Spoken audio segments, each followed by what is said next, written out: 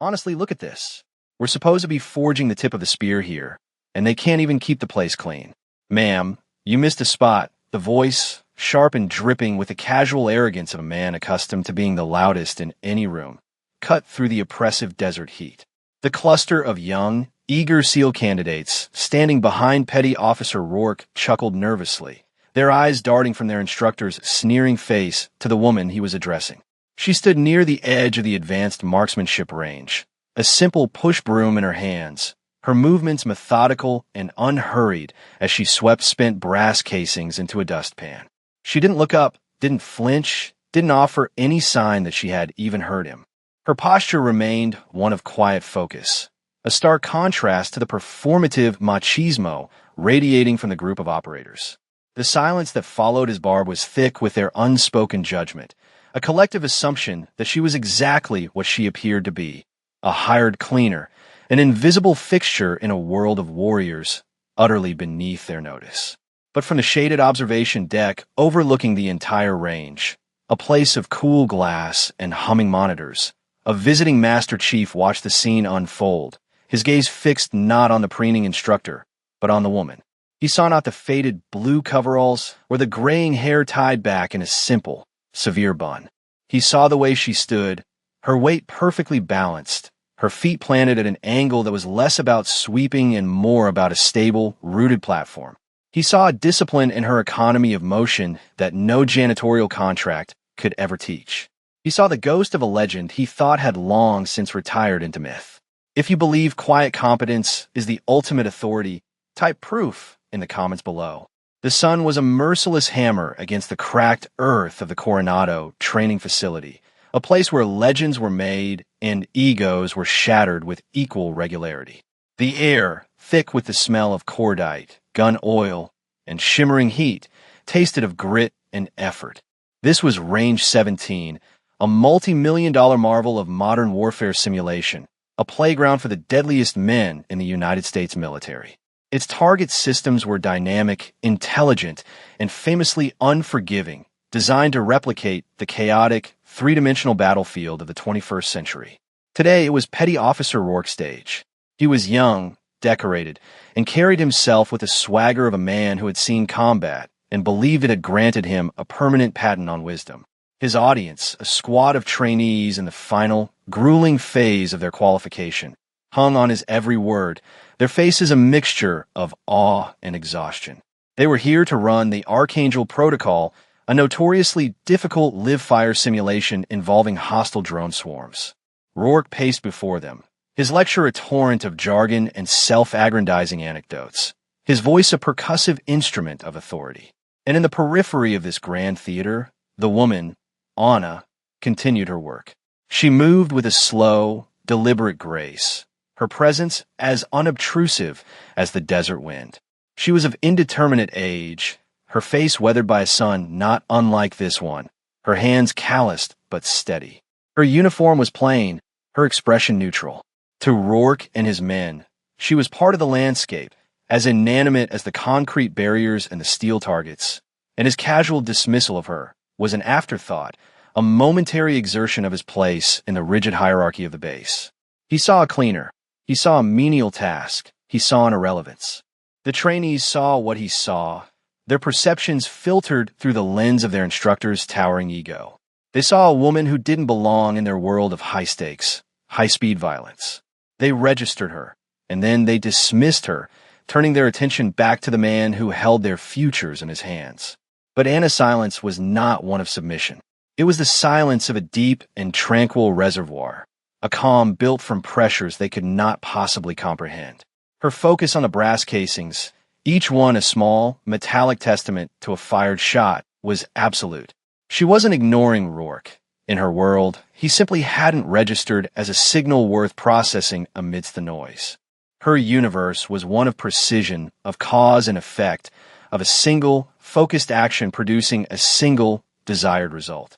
The petty officer's words were just static, a meaningless distraction from the task at hand. And on the observation deck, Master Chief Thorne leaned forward, a flicker of recognition in his eyes, turning into a slow, dawning certainty. He remembered a name, A call sign whispered in classified debriefs years ago. A ghost who moved through war zones and left nothing behind but rumors and perfectly completed objectives. He watched her bend to scoop up the last of the shells, her movement fluid and efficient, and he knew.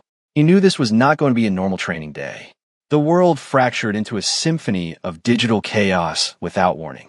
A piercing alarm blared from the range's speakers, a synthetic shriek that sliced through the afternoon torpor. On the massive LED screen in the control tower, the simulated exercise data dissolved into a cascade of crimson error codes. The word cascade failure, live fire protocol override flashed in stark block letters. Down on the range, Rourke's confident smirk vanished, replaced by a mask of confusion and then dawning horror. The drone swarm, which was supposed to be a predictable, pre-programmed set of targets, had gone rogue.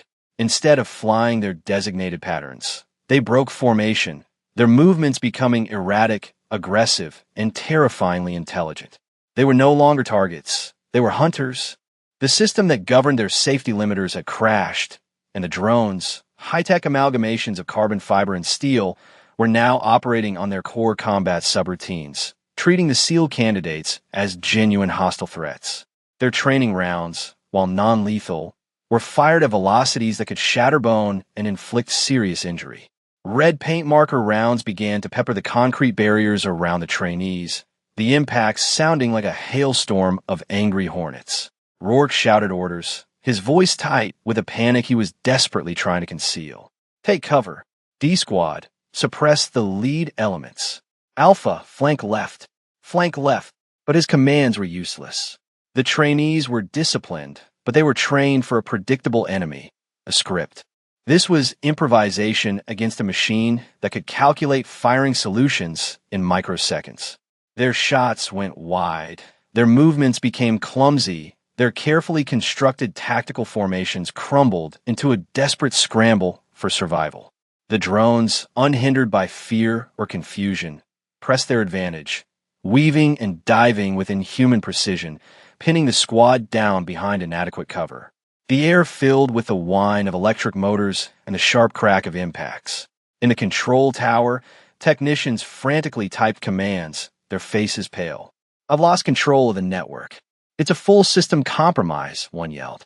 They're not responding to any shutdown commands. They've firewalled us out. It was a nightmare scenario, a state-of-the-art training facility turned into a death trap by its own technology. The pride of the Navy's special warfare community was being systematically dismantled by their own rogue equipment, their loud confidence reduced to shouts of confusion and fear.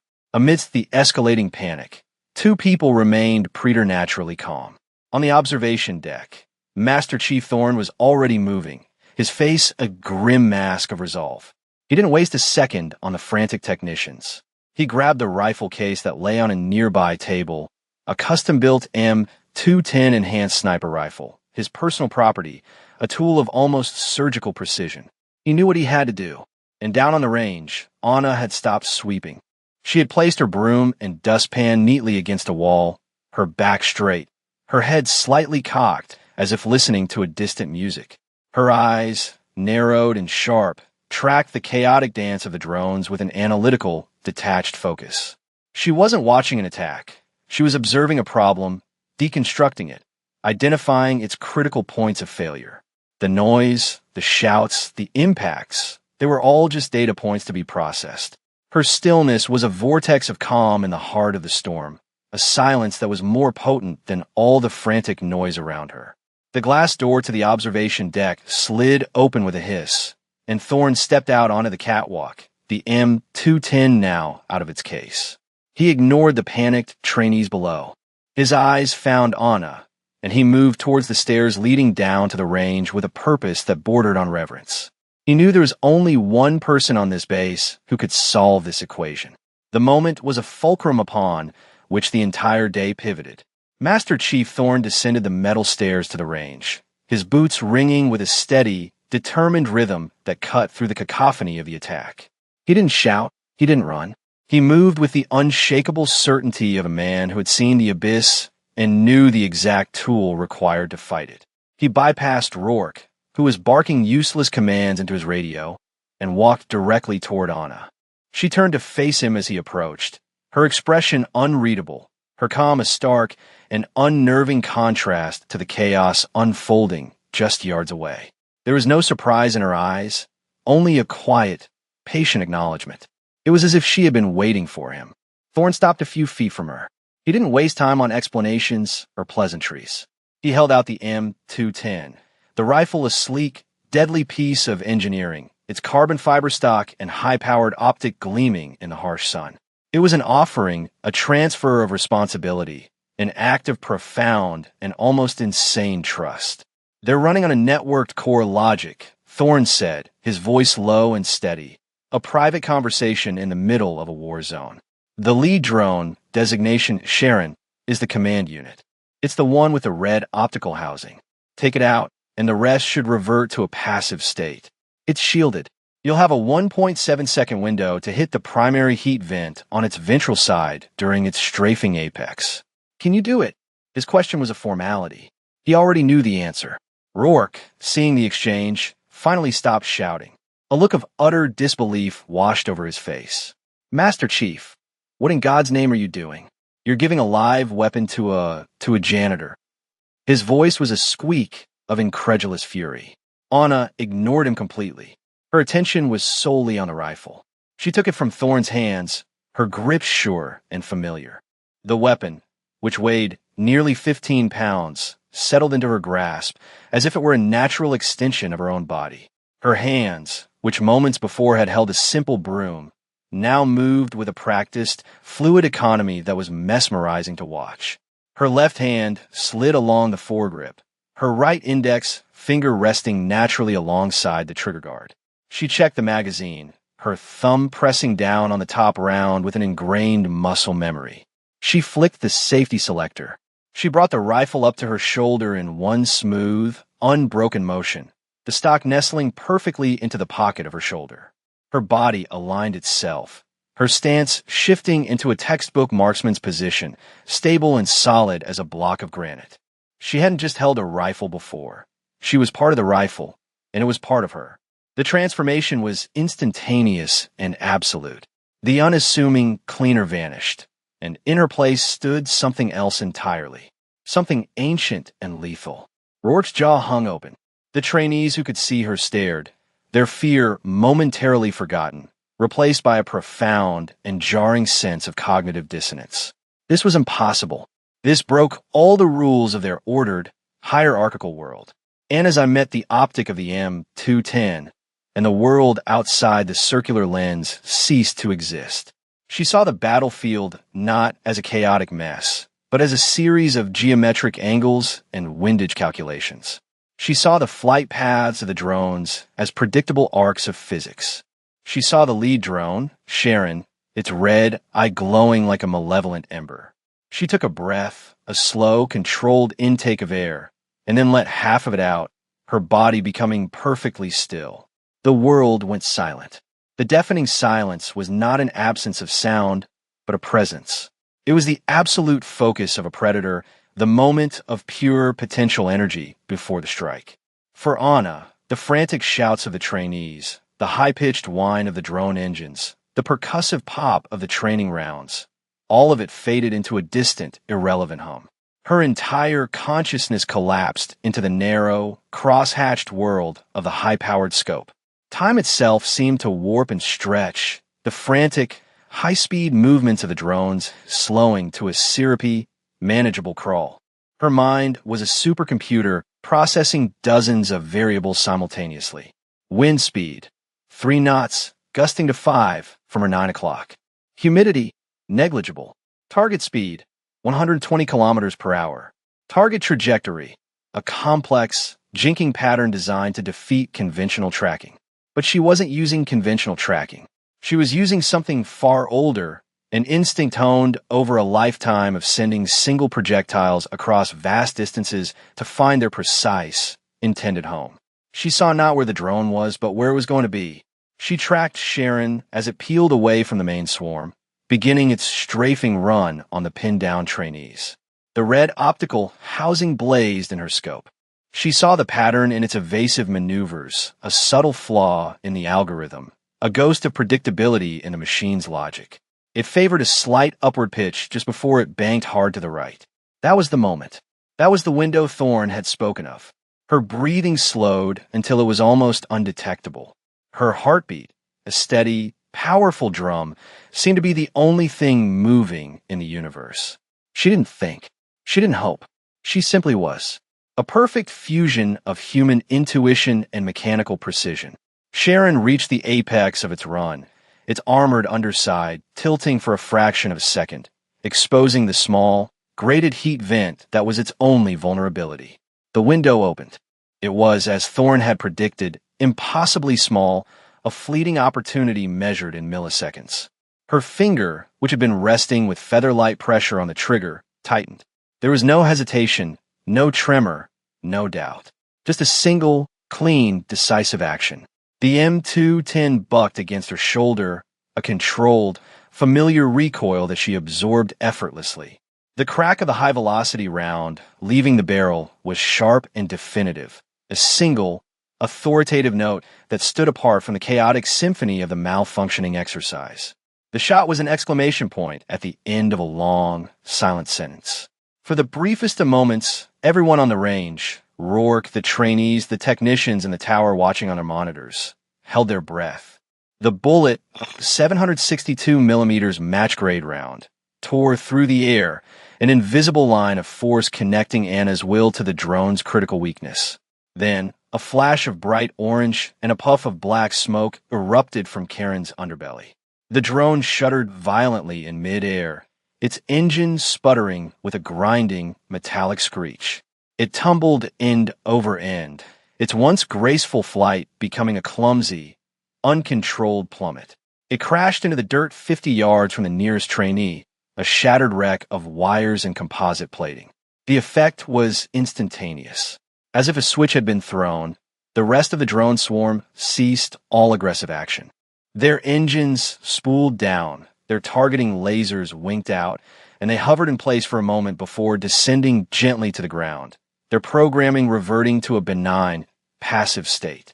The attack was over, and into the sudden, shocking vacuum of silence, one sound remained. The soft metallic clink of a single spent brass casing being ejected from the chamber of the M210 as Anna smoothly worked the bolt, her face as calm and impassive as it had been when she was sweeping the floors. The silence that fell over Range 17 was a physical entity, heavier and more profound than any sound. It was a silence born of pure, unadulterated shock. The trainees, who moments before had been fighting for their lives, slowly rose from behind their cover, their faces smeared with dust and disbelief. They stared not at the downed drones, but at the woman who stood perfectly still in the center of the range, the high-tech rifle held in a casual, comfortable ready position. They looked at her plain coveralls, her graying hair, and the impossible reality of what they had just witnessed. Their world had been turned upside down. The rigid categories of their universe, warrior and civilian, important and invisible, had been irrevocably shattered. Petty Officer Rourke stood frozen, his mouth slightly agape, his face a canvas of conflicting emotions, confusion, humiliation, and a dawning, terrifying glimmer of awe. His own expertise, his authority, his entire identity as an elite operator had been rendered meaningless in the face of this quiet, inexplicable competence. He had yelled, he had postured, he had failed. She had said nothing, she had been dismissed, and she had succeeded with an impossible single shot. He felt the foundations of his own arrogance cracking beneath his feet. It was Master Chief Thorne who finally broke the spell. He walked forward, his expression one of deep, solemn respect. He stopped before Anna, and the entire base seemed to hold its collective breath, waiting to see what would happen next. This was the moment of reckoning. Thorne didn't reach for the rifle. Instead, he simply looked at Anna, a long, quiet moment of communication passing between them that needed no words. He then turned his gaze to the control tower, his voice now amplified by his tactical radio, clear and authoritative, broadcasting to everyone on the facility's command net. Patch me through to the personnel database. Authorization. Thorne, Victor, Echo, 7, 9. 9-inch, there was a brief pause. Then a clipped voice from the tower acknowledged the command. Database is open, Master Chief. What are you looking for? Thorne's eyes never left Anna. He was not just looking for a file. He was unveiling a monument. He was correcting a profound injustice that had been committed not just by Rourke, but by the lazy assumptions of everyone present. He was about to restore a truth that had been hiding in plain sight. Pull up the service record for callsign Ghost, Thorne commanded, his voice resonating with a weight that made the name itself sound classified. Cross-reference with inactive special activities personnel assigned to NVSBCVRCOM Custodial Services Division. A stunned silence came over the radio. The name Ghost was the stuff of legend, a boogeyman whispered about in SEAL team rooms and CIA briefing centers. A solo operator from the golden age of special operations, credited with dozens of politically sensitive, high-stakes missions, none of which were officially on the books. Ghost was a myth, a story told to new recruits to inspire them, not a real person who swept floors. But the file appeared on the main screen in the control tower, and a collective gasp was audible over the open comms. The operator in the tower, his voice now shaky and filled with reverence, began to read the data as it scrolled onto the screen. It was a litany of impossible achievements, a curriculum vitae from Phantom Warrior. The words fell upon the stunned onlookers like hammer blows of truth, each one dismantling their preconceived notions. The name on the file was Annalise Petrova. The list of her accomplishments was a journey through the shadowed history of the past 30 years. Unit designation, Special Activities Division, Clandestine Operations Group.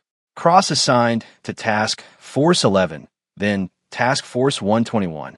A list of units so secret that most of the trainees had never even heard of them. Primary military occupational specialty. Master Sniper, Special Operations Target Interdiction.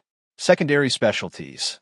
Advanced Demolitions, Unconventional Warfare, Covert Action, Denied Area Operations Specialist. The list went on, a scroll of deadly expertise. Combat déploiement, classified. Classified. Classified. Redacted. Redacted. The sheer volume of blacked out, top-secret mission logs was more telling than any description could ever be. It spoke of a career spent entirely in the dark, in the most dangerous corners of the world, far from any flagpole or parade ground. The list of awards was even more breathtaking. The Distinguished Service Cross, the Silver Star with 3 oak leaf clusters, the Bronze Star with Valor Device, the Purple Heart, and nestled among them, an award so rare it was almost mythical, the CIA's Intelligence Star, an honor given for voluntary acts of courage performed under hazardous conditions or for outstanding achievements in the field of intelligence. Each medal represented a moment of extreme pressure, a crucible of violence and valor that the men standing before her could only imagine in their worst nightmares. They were not just decorations. They were scars, earned in silence and worn in obscurity. Finally, the tower operator reached her proficiency records. Marksmanship qualification, Master Class, all known small arms. Documented field sniping record. Longest confirmed engagement, 2,475 meters. A distance so extreme it bordered on the supernatural. Most notable skill assessment. Exhibits a preternatural ability for cold bore, high-stress precision fire. Recommended for operations requiring a 100% certainty of a single-shot resolution. The final line on the screen was a simple, stark summary of her entire career. Status: officially retired. Active on reserve status under the Sentinels program. A quiet initiative where legendary operators, seeking a life outside the spotlight, took on civilian roles at sensitive military installations, acting as a silent, last line of defense. They were the guardians hiding in plain sight, their skills dormant but never gone. The file faded from the screen, but its impact lingered in the air. The truth, now fully revealed, was so immense, so staggering, that it left no room for doubt or interpretation. Anna Petrova was not a janitor who happened to be a good shot. She was one of the most decorated and lethal snipers in the history of American special operations, who happened, for reasons of her own, to be holding a broom. Master Chief Thorne let the weight of that revelation settle over the dumbstruck audience. He then turned to face Anna directly. In a gesture of profound respect that sent a shockwave through the assembled SEALs, he snapped to perfect attention. His back was ramrod straight. His hand came up in a salute so sharp and precise it could have cut glass. It was not the casual salute between peers. It was the formal, reverent salute a warrior gives to a living legend, a salute that acknowledged a hierarchy of skill and sacrifice that transcended rank and uniform. "Ma'am," Thorne's voice was thick with emotion, but steady as a rock. "My apologies for the state of the equipment. Thank you for your intervention." He held the salute, his eyes locked on hers, a silent, powerful acknowledgement of her true identity. He was not just saluting her. He was correcting the universe on her behalf. Anna looked at him, and for the first time, a flicker of something other than calm neutrality crossed her face. It was a hint of a sad, tired smile. She gave a slight, almost imperceptible nod. Then, she shifted the M210 into one hand and, with the other, offered a simple, informal wave of dismissal, a gesture that said at ease more clearly than any command. The formal moment was over. She then turned her attention back to the rifle in her hand. She methodically cleared the weapon, ejected the magazine, and handed it back to Thorne, her movements just as precise and deliberate as when she had received it. She had borrowed a tool, completed a task, and was now returning it. To her, it was that simple. Rourke, his face ashen, stumbled forward. The swagger was gone, the arrogance stripped away, leaving behind a raw, humbled core. He looked at Anna, truly seeing her for the first time, and the chasm between his perception and her reality was so vast it made him dizzy. He opened his mouth, but no words came out. What would he possibly say? How do you apologize to a myth for your own blind ignorance? He was a footnote in her story, the loud, foolish man who had mistaken a lion for a house cat and had been fortunate enough to escape without being devoured. The legend of the janitor of Range 17 spread through the naval special warfare community not like wildfire, but like a change in the barometric pressure. It was a shift in the very atmosphere of the place, a story told not in loud, boastful tones in the base cantina, but in quiet, humbled whispers in the barracks and the briefing rooms. It became a modern fable, a cautionary tale for every new operator who arrived brimming with the unshakable confidence that came with completing the world's most difficult military training. The story was a reminder that the truest strength, the most profound competence, often wore the quietest camouflage. It wasn't just a story about a single, incredible shot. It was a parable about the danger of assumptions and the virtue of humility. The trainees who had been there that day were forever changed. They had witnessed the violent demolition of their own prejudices. They had seen firsthand that a warrior's spirit was not defined by the uniform they wore or the rank on their collar, but by a quiet, internal discipline that revealed itself only when it was most needed. They became better operators for it, more observant, less arrogant, more attuned to the hidden strengths that might lie dormant in the people they overlooked. Petty Officer Rourke's transformation was the most profound. The event did not break him. It remade him. The day after the incident, he sought out Anna. He didn't find her on the range.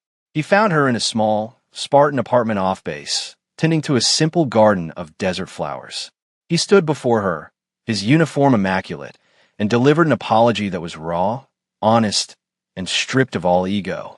He didn't just say he was sorry for his words. He apologized for his blindness, for his arrogance, for failing to see the professional standing right in front of him. He asked not for forgiveness, but for a chance to learn. Anna listened patiently, her hands tending to a small, resilient cactus.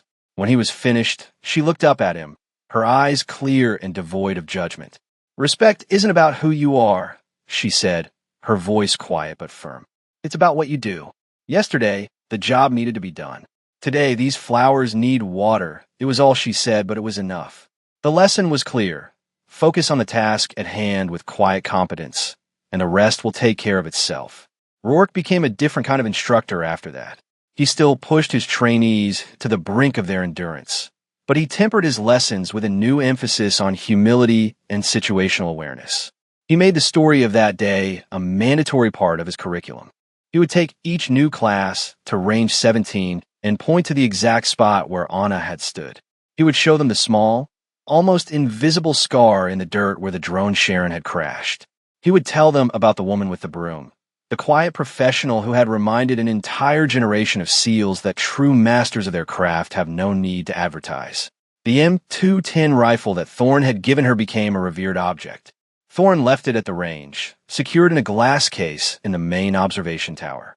Beneath it, a simple brass plaque was installed. It didn't mention Anna's name or her call sign. It just had a single inscription, a quote attributed to an ancient Spartan king.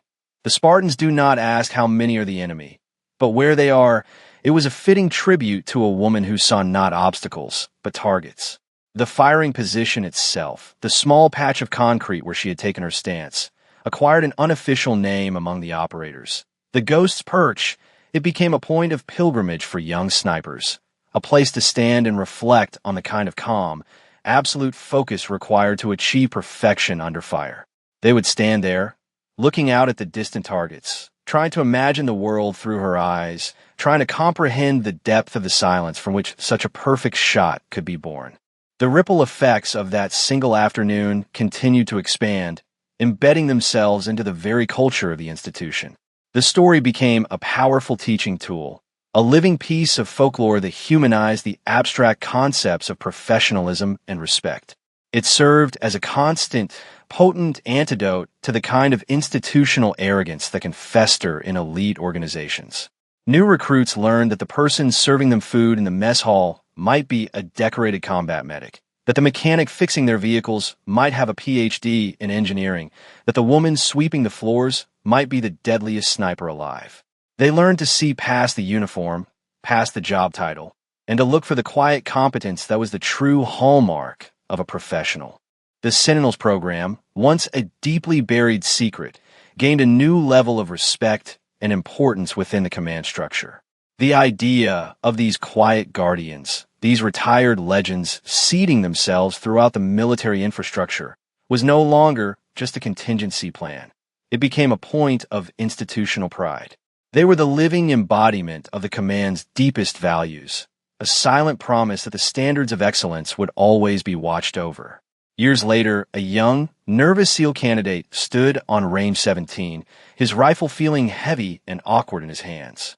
He was struggling, his shots straying wide, his frustration mounting with every missed target. His instructor, a man now known for his patience and his unusually philosophical approach to marksmanship, came and stood beside him. It was Rourke, older now, the hard edges of his youth softened by a wisdom earned the hard way. He didn't yell. He didn't criticize the young man's technique. Instead, he pointed to a spot of concrete a few yards away. "You're trying to force it," Rourke said, his voice calm and low. "You're letting the noise in your head get in the way. Marksmanship isn't about aggression. It's about silence. It's about letting everything else fall away until there's only you, the rifle, and the target. Let me tell you a story about this very spot." And he began to tell the tale of the quiet woman with the broom, the legend of the ghost who taught them all that the most powerful force on any battlefield is a calm mind and a steady hand. The young SEAL listened, captivated, and as he heard the story, something in his posture shifted. He began to understand that the skill he was trying to master was not just physical, but mental. It was an internal state of being. He looked at the spot where she had stood, and it no longer seemed like just a piece of concrete. It was hallowed ground. He took a deep breath, let out slowly, and raised his rifle again. This time, he wasn't just trying to hit a target. He was trying to find that place of absolute silence, the calm center of the storm where true competence resided. The legacy of Anna Petrova was not in the medals she had won or the classified missions she had completed. Those were just footnotes in a history no one would ever fully read. Her true legacy was in the changed perspectives of those who witnessed her actions, in the stories that reshaped a culture, in the quiet humility that she had instilled in a generation of warriors who learned to look for greatness in the most unassuming of places. It was a legacy of demonstrated competence, a powerful, enduring testament to the fact that what you are is infinitely more important than what you appear to be. It was the quiet, undeniable proof that the deepest respect is not demanded by a loud voice, but earned by a silent, perfect action. For more stories where quiet competence triumphs over loud assumption, and where silent professionalism defines true worth, subscribe to Unknown Heroine Tales.